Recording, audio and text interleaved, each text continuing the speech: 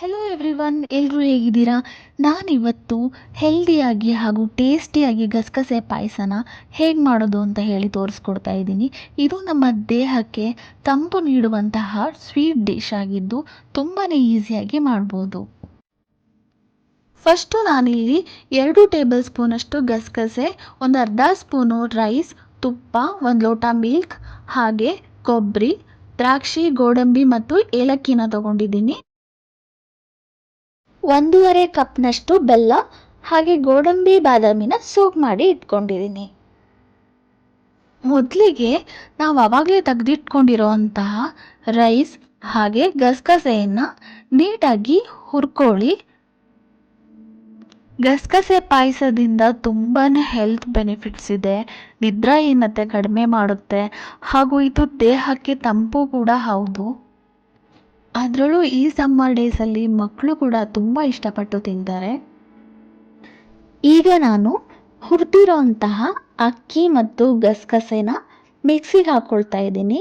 ಅದ್ರ ಜೊತೆಗೇ ಕೊಬ್ಬರಿ, ಏಲಕ್ಕಿ ಹಾಗೂ ಸೋಕ್ ಮಾಡಿ ಇಟ್ಟಿರೋಂತಹ ಗೋಡಂಬಿ ಹಾಗೂ ಬಾದಾಮಿನ ಸೇರಿಸ್ಬಿಟ್ಟು ಮಿಕ್ಸಿಗೆ ಮಾಡ್ಕೊಳ್ತಾ ಇದ್ದೀನಿ. ಮಿಕ್ಸಿ ಮಾಡುವಾಗ ವಾಟರ್ ಬದಲಾಗಿ ಮಿಲ್ಕ್ ಕೂಡ ಹಾಕ್ಕೊಳ್ಬೋದು. ಈಗ ನಾವು ಪಾಕನ ರೆಡಿ ಮಾಡ್ಕೊಳ್ಳೋಣ.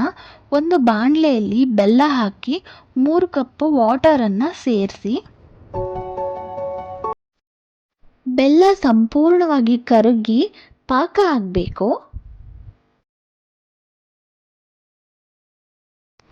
ನೀವು ನೋಡ್ಬೋದು ಇಲ್ಲಿ ಬೆಲ್ಲ ಎಲ್ಲ ಕರಗಿಬಿಟ್ಟು ಪಾಕ ಥರ ರೆಡಿಯಾಗಿದೆ.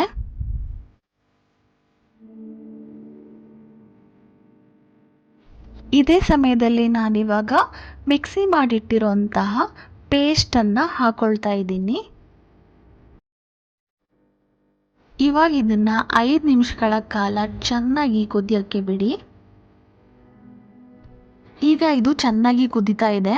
ಇದೇ ಸಮಯದಲ್ಲಿ ಸ್ವಲ್ಪ ಹಾಲು ಹಾಗೂ ವಾಟರ್ನ ಕೂಡ ಆ್ಯಡ್ ಮಾಡ್ಕೊಳ್ತಾ ಇದ್ದೀನಿ. ಗಸಗಸೆ ಪಾಯಸ ಚೆನ್ನಾಗಿ ಕುದೀತಾ ಇದೆ ಅಂತ ಇದ್ದಾಗಲೇ ನಾನು ಡ್ರೈ ಫ್ರೂಟ್ಸ್ನೆಲ್ಲ ತುಪ್ಪದಲ್ಲಿ ಫ್ರೈ ಮಾಡಿಕೊಂಡು ಪಾಯಸಕ್ಕೆ ಹಾಕ್ಕೊಂಡು ಫೈನಲ್ ಟಚ್ ಕೊಡ್ತಾ ಇದ್ದೀನಿ.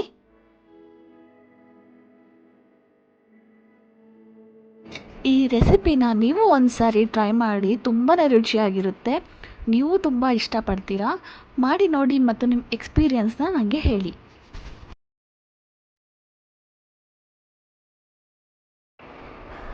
Thank you for watching. Stay tuned for more delicious recipe. I hope you all like this. See you in the next video. Take care.